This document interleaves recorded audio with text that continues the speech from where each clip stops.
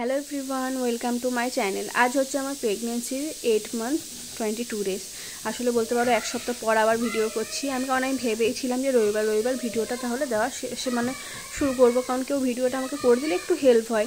আসলে ভিডিও করে দেওয়ার কেউ থাকে না, শরীরে সেরকম এনার্জিও নেই এই মাসে, সেই জন্য ভাবলাম কেউ করে দিলে হয়তো ভালোই হয়। তো রবিবার করার চেষ্টা করবো। সকালবেলা ঘুম থেকে উঠে না শরীরটা একদম ভালো লাগছিল না, একদমই এনার্জি ছিল না কিছু। ঘুম থেকে উঠে মানে আমি বলতে গেলে বর্মশাইয়ের পরেই ঘুম থেকে উঠেছি। তো ও বললো তুমি দাঁড়াও আমি বিছানাগুলো গুছিয়ে দিই। তো আমার তো খুবই ভালো হলো যে আমাকে করতে হলো না, কারণ এগুলো একটু ল্যাথখোর টাইপের লাগে। একটু মানে এই সময়টা প্রেগনেন্সির সময়টা ঘুম থেকে উঠে একটু রেস্ট করলে মনে হয় বেশি ভালো হয়, তারপর কোনো কাজে মন বসে না, হলে ভালোই লাগে না। তারপর কি করবো, কিছু করার নেই, বাসি কাজগুলো তো সারতেই হবে। এক এক করে ঘর ঝাড় দিয়ে দিলাম, ঘর মুছে দিলাম। তারপর আমি ব্রাশ করতে এসেছিলাম, কারণ ওইগুলো করেই আমি তারপর ব্রাশ করি, নাহলে আমার কীরকমই হয়, ভালো লাগে না। তারপর ব্রাশ ট্রাশ করে ফ্রেশ ট্রেশ হয়ে একদম স্নান টান করে নিয়েছিলাম। স্নান টান করে আমি যে মা বললো আলুর দম হবে, একটু তরকারিটা বসে আলুগুলো কেটে নেবো, এই আলুগুলো আমি এক এক করে কেটে নিয়েছিলাম। আর আলুগুলো সিটি দিয়ে দিয়েছিলাম, কারণ আমার যেহেতু আমরা এরকম করে আলুদমটা খাই, একটা সিটি দিয়ে দিই, আলুটা একটু সেদ্ধ হয়ে যায়, তারপর রান্না করতে বসি। তো আমি আলুটা সিটি বসিয়ে দিয়েছিলাম, রান্নাটা ভাই করবে বলে। আর আমার না মুড়ি খেতে একদম ভালো লাগে না এই প্রেগনেন্সির সময়, তাই আমি কি করেছিলাম, বরমশাইকে দিয়ে একটা পাউরুটি আনা করিয়েছিলাম। তো পাউরুটিটা খাচ্ছিলাম, আর পরীকে একটা দিয়েছিলাম, ও বলেছিল খাবো, আর আমি এদিকে পিনাট বাটার দিয়ে পাউরুটিটা খাচ্ছিলাম। খুবই ভালো লাগছিল, মানে এটাই আমার ভালো লাগে, মুড়িটা এখন আর ভালো লাগে না, সেটা আমি তোমাদেরকে আগেও বলেছি। তারপর ছাদে গিয়ে চলে গেছিলাম কাপড়গুলো তোলার জন্য। কিন্তু বিশেষ করে এই প্রেগনেন্সির সময় ছাদে উঠতেও খুব কষ্ট হয়, এই রোদ গরমে এই ছাদে ওঠার জন্য আমার পায়ে না ফোসকা পড়ে গেছিলো। 3 দিন খুব কষ্ট করেছি, আমার পায়ে মানে এতগুলো জ্বালা করতো যে একদমই ভালো লাগতো না, হাঁটতেও পারতাম না, ব্যথাও করতো, পায়ের তলাটা একদম ফোসকা পড়ে গেছিলো। তারপর আর কি এক এক করে সবার কাপড়গুলো গোছাচ্ছিলাম। আর প্রচণ্ড গরম ছিল, এই রোদ দেখে তোমরা বুঝতেই পারছো, যেখানে ফোনটা রেখেছি সেখানে কতটা আলো আসছে, রুমটা পুরো আলো হয়ে আছে।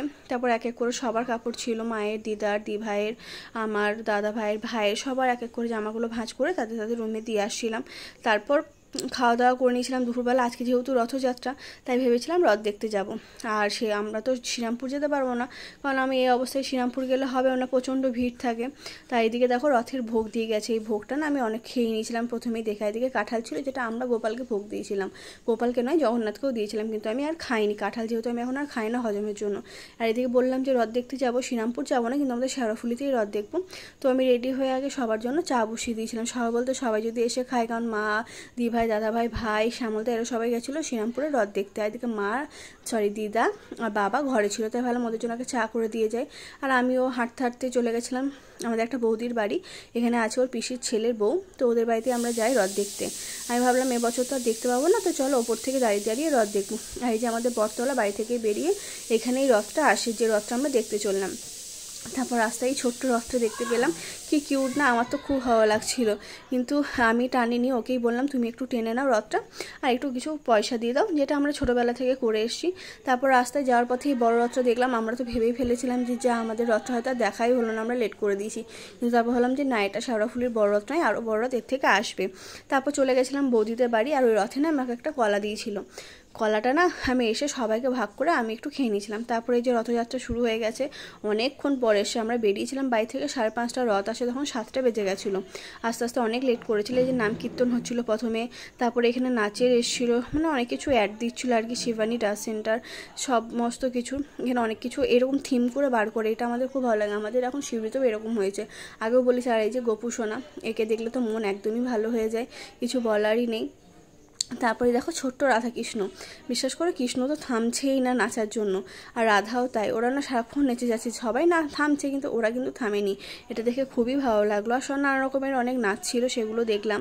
তারপর রথ আসতে অনেক লেট করেছে, কারণ রথটা অনেক দূরে থাকে। তারপর দেখো লাইন চলে গেছে, কী আর করবো, আমাদের শেওড়াফুলিতে এটাই প্রবলেম। আর সব থেকে আমার এটা ভালো লেগেছে, কারণ একটা রাধাকৃষ্ণ মানে এই ডান্সটা না সব থেকে মানে খুবই সুন্দর বলতে পারো, মন ছুঁয়ে গেছিলো। এতগুলো ডান্সের মধ্যে এই নাচটা সব থেকে আমার খুব ভালো লেগেছে।